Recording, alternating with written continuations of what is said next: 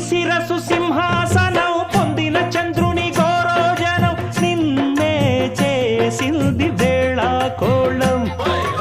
ఎక్కిన మదం దిగిందిగా తగిన ఫలం దక్కిందిగా ఏమైపోయింది గర్వం అరే శివుని శిరసు సింహాసనం పొందిన చంద్రుని గౌరవజనం నిన్నే చేసింది వేళ కోళం ఎక్కిన మదం దిగిల్దిగా తగిన ఫలం దక్కిల్దిగా ఏమైపోయింది గర్వం త్రిమూర్తులే నినుగని తలొంచరా నిరంతరం